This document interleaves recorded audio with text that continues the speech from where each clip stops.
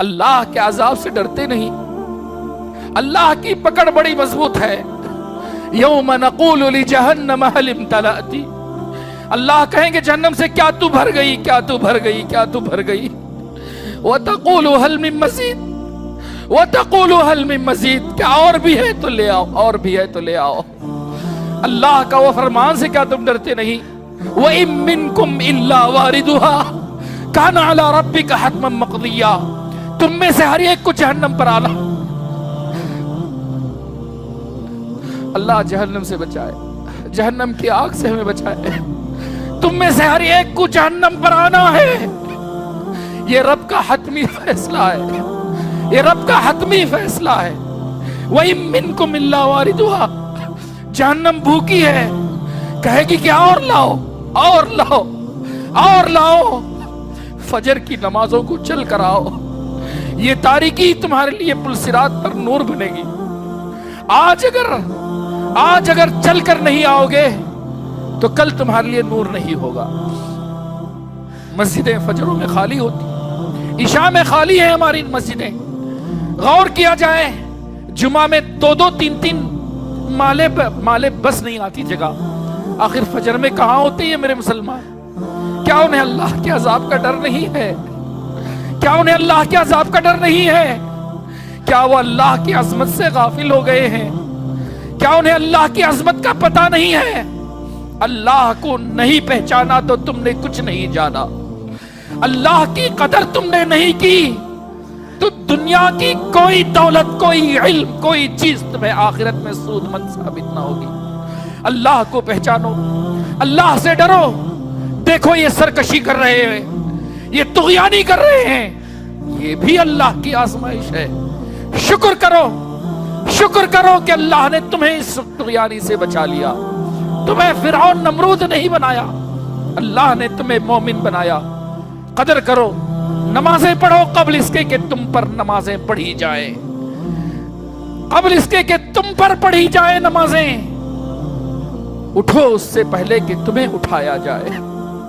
آؤ نمازوں کے لیے، یاد کرو اللہ کو، اللہ کی قدر کرو، اللہ کی قدر پہچانو. ما لکم لا ترجون للہ وقارا، کیا ہو گیا تم اللہ کی عظمت کو نہیں پہچانتے؟ کیا ہو گیا تمہیں اللہ کی قدر نہیں ہے؟ تم نہیں کرو گے تو کون کرے گا؟ تم ہی تو کہتے ہو کہ موحد ہو، تم ہی تو کہتے ہو کہ توحید پرست ہو. آخر اللہ کو کیوں نہیں پہچانتے؟ اللہ سے دعا ہے کہ اللہ تبارک و تعالی مجھے اور آپ کو اس کی قدر جاننے والا بنائے، اس کی قدر پہچاننے والا بنائے، اس کی عظمت کو جاننے والا بنائے، اس کے آگے توبہ کرنے والا بنائے، اس کے آگے مغفرت کرنے والا بنائے، صرف اسی کی عبادت کرنے والا بنائے، اس کے عذاب سے پناہ مانگنے والا بنائے. میرے رسول اللہ صلی اللہ علیہ وسلم ہمیشہ جہنم کی آگ سے پناہ مانگتے تھے. جانتے ہیں آپ رسول اللہ صلی اللہ علیہ وسلم کے صحابہ، رسول اللہ صلی اللہ علیہ وسلم کے صحابہ بڑے نیک تھے. سعد بن معاذ رضی اللہ تعالیٰ عنہ، جن کے موت کی خبر سے عرش الہی بھی حرکت میں آ گیا. حالانکہ اللہ کو معلوم ہے. سعد بن معاذ رضی اللہ عنہ، جنگ خندق کے بعد ان کی وفات ہوئی، یہاں بھالا لگا تھا. ان کی موت کی خبر سے عرش الہی بھی حرکت میں آ گیا، سنن نسائی کی روایت ہے. اور 70,000 فرشتوں نے شرکت فرمائی.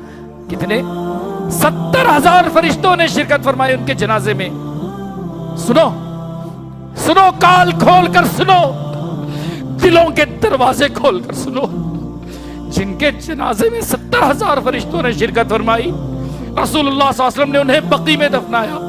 کہا اگر قبر کسی کو چھوڑ دیتی نا، اگر قبر کسی کو معاف کر دیتی، سعد بن معاذ کو باپ، یہ قبر کسی کو نہیں چھوڑتی ہے، قبر ہر ایک کو دبوچتی ہے.